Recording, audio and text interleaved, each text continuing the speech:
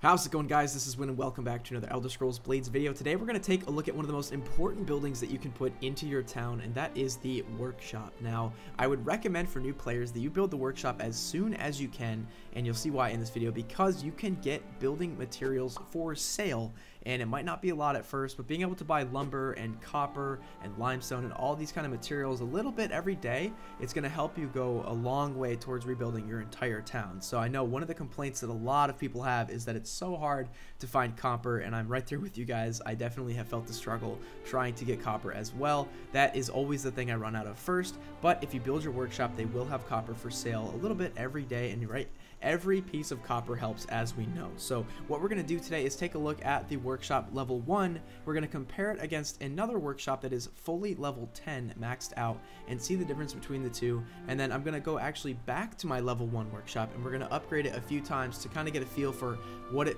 goes from between 1 to 2, 2 to 3, so on and so forth, up until we have that level 10 workshop that I'm going to show you guys as well. So let's head over to this part of town and check out our little baby workshop. We only have this one over here at level 1. Every building you're allowed to build 2 of, so you can get 2 workshops, 2 smithies, 2 alchemy labs, and 2 enchanting towers. So this is what it's going to look like at level 1.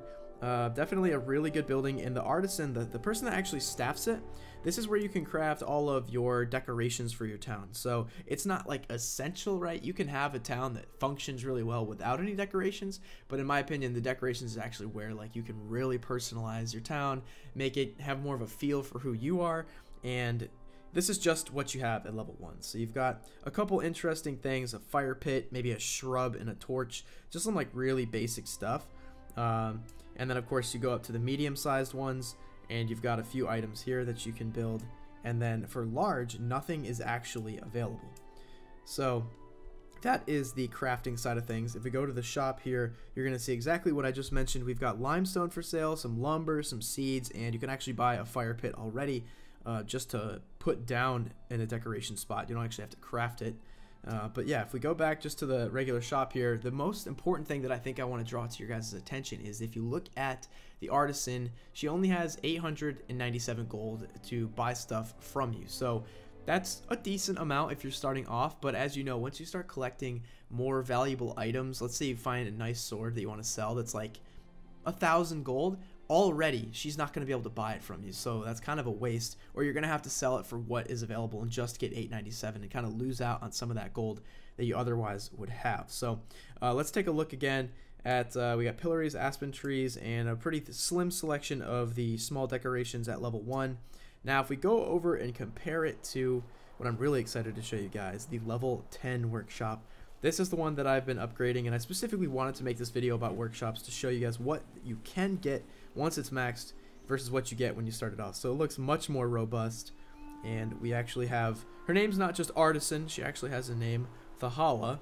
So let's talk to Thahala, who has 33,000 gold for me to be able to sell stuff to her. And I actually offloaded a ton of stuff, and I sold enough to her yesterday where she had like 60,000 gold, but of course it reset where she stays around 34,000 gold. If we look in the shop, now we're going to have really good building materials. We're going to have much higher quality building materials as well, and just of course a much wider selection. So we've got 17 copper, 20 marble, fabric, dye, crystals, a ton of limestone, a ton of lumber, and we've got seeds available as well for making some of the plant decorations in the town. And if we go to the crafting part as well, you can see that we have a much more robust selection of things to pick from. Now we've got things like potted plants. We have some uncommon things as well, like tall mulberry tree, training dummies, vegetable patches, things that I would deem a little bit nicer than a fire pit with a skeever being baked alive. So next up for the medium ones, I love some of these things. In fact, you can see some of them around my town right now. We have an apiary, archery range, aspen tree. I love this alien steel thing. I've got one of those around my town, so I can show you guys that as well. A keg of ale, an outhouse, pillories, like so many more customizable options for just expressing your town a little bit better. And then of course we do have the large decorations, which at level 1 there are no large decorations at all, but we have the fancy water fountain, which you guys can see right in the center of my town. That's my favorite piece. But things like gallows too, ancient trees, large cedar trees. I believe I have a large cedar tree as well. But I love that you can have gallows or even things like an archery range, a little bit more gruesome, more military style of decorations, or you can kind of go the happy route with like trees and like potted plants and stuff. You know, it's really up to you guys. But that is the level 10 workshop. Yeah. And then back here, yeah, I think we went through that. Good. But as you can see, there's like so many more building materials here. But that's like a really stark difference between level 10 and level 1. So let's go back over to the level 1 workshop. In fact, I could show you two here. This is the fountain that is available in the level 10 workshop, as well as the alien steel. I've got that right here. And then just up the stairs, we have the medium decoration, which is the apiary, which is really cool. It's like this little hut with a nice little red flag on it. It's pretty interesting. It doesn't look like any of the other decorations that I have. So if we come back here real quick, I'm going to upgrade the workshop. So let's take one quick peek again. So we have like 8 lumber versus the level 10, which had like 178 lumber. Same with the limestone, and then not much else that we can really. Oh, that's my selling stuff. Not much else that we can buy from her or really craft. So there's not a ton here available to us. I think because I have a level 10, I don't know if I can craft some of these things. Are kind of grayed out. Okay, so this is telling me what's next. Okay, that's what it is. So it requires workshop level 2. So we can see that, but we're going to upgrade real quick just so I can show you guys like the progression. So let's upgrade here. A little bit of copper, limestone, lumber. It's going to take 15 minutes. We're going to skip ahead just because we're making a video. We're going to skip ahead here. And now we've got the level 2 workshop. So if we look again, the stuff that was grayed out is now going to be available to us. So now we unlock the mulberry tree, the small cedar tree, a tall shrub. And to give you guys an idea of what these things are going to take, it's basically just seeds. So 5 seeds, not too bad. It takes 2 minutes to craft. Pretty simple, right? Level 2 is still not that high. We also unlock the pillories, which looks pretty interesting. Kind of like some stockades for prisoners. Throw some fruit at them. They unlock the aspen tree as well. And then next, we're going to get that archery range and outhouse for level 3. So let's go ahead and upgrade it one more time to level 3. I'll probably just go until I run out of materials, and of course, like I said before, we're gonna run out of copper. That's gonna be the first thing that we run out of. Let's complete that up real quick, and let's take a peek now what we got available. Decorative planters, potted plants, training dummy, archery range, outhouse, tall cedar tree. Looks like we're gonna get a cedar tree and a keg of ale next, and a large cedar tree next for level 4. So we will unlock our first large decoration next.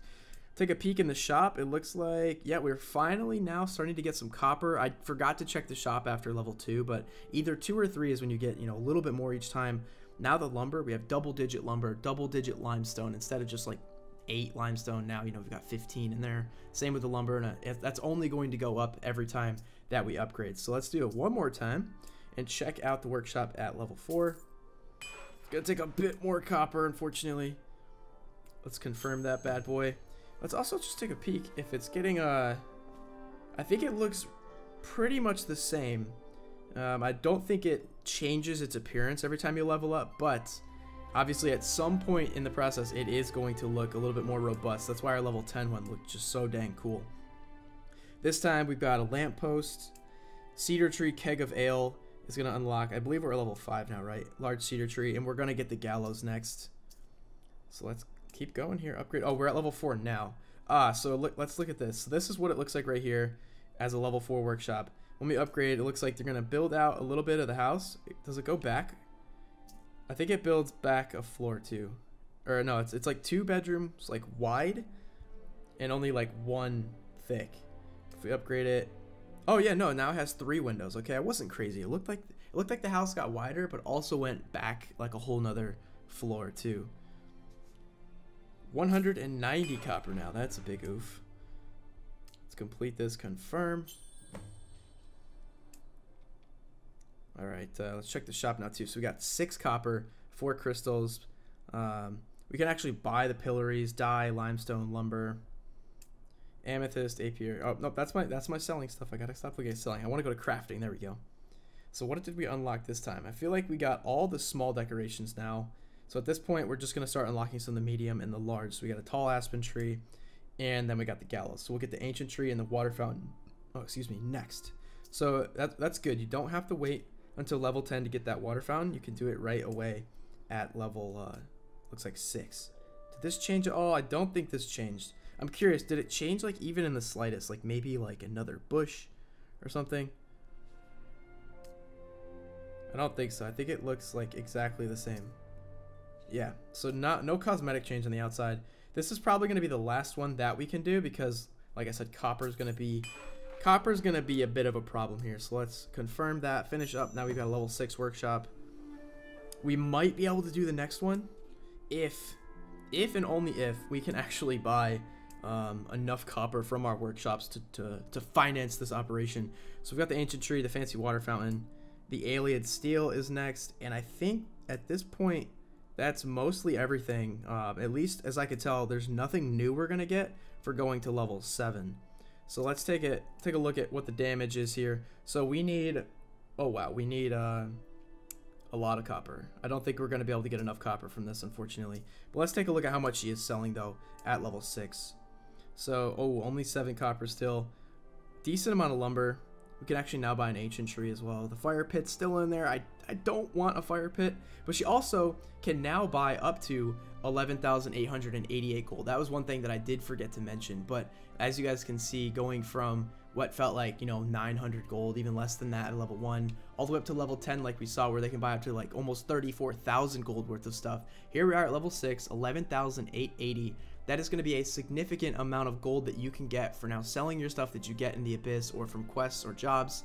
It's going to be really important to help keep that healthy cash flow, because you don't want to reach a point where everybody in town has like no gold left and you've got all this stuff to sell, and then your inventory is piling up and you need to be able to get rid of your old stuff to make room for all the new stuff. And if you can make some like a profit or make some money off of it too, you might as well do that, because the gold is going to be really important for rebuilding the rest of your town. So almost 12,000 gold from her at level 6.